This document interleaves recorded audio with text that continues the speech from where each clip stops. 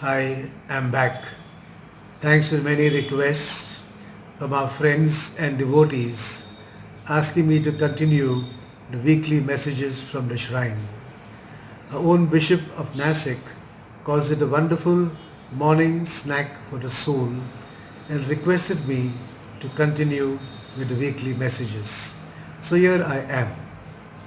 We are now in the final week of the liturgical cycle and the readings are very scary because it talks of end times.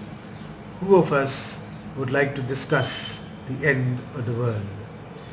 Jesus' prophetic prediction about the end of the world, day of judgment and destruction of Jerusalem was nothing new to the people of Israel. These events were foretold already many centuries earlier by the prophets. Jesus warns about the imminent destruction of Jerusalem because of their refusal to accept the gospel. And as we know, in the year 70 AD, Jerusalem was completely destroyed. Jesus speaks also about the day of judgment and end times, end of the world. Only a spiritual blindness can keep us away from recognizing all that is happening around us as approaching which awaits the disasters which awaits those who still refuse to accept God's word. The talk of end times sends shivers down the spines of many who do not have a personal relationship with God.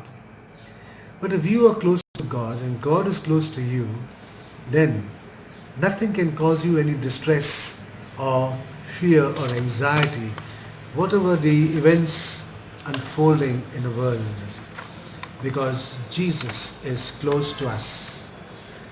For those of us who do not give space to God, who do not have space for Him in their lives, then the events unfolding already cause distress to them and it may appear like end of times. But for us who are steadfast in our love for God, who keep His commands, then redemption from any fear is already upon us. And so, the Gospel invites us today to change our ways, to get closer to Jesus, invite Him to come into our lives. So that whatever happens in the world, whatever destruction, whatever pandemics, whatever takes place, we have nothing to worry, nothing to fear, because we will always be in the loving embrace of God. But Jesus wants us to remember one thing: the destruction of Jerusalem took place because of the indifference to God.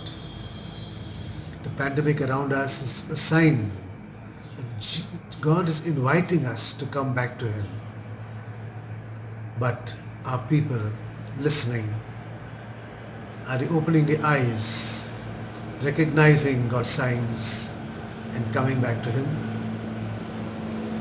Have a nice day. God bless. Stay safe.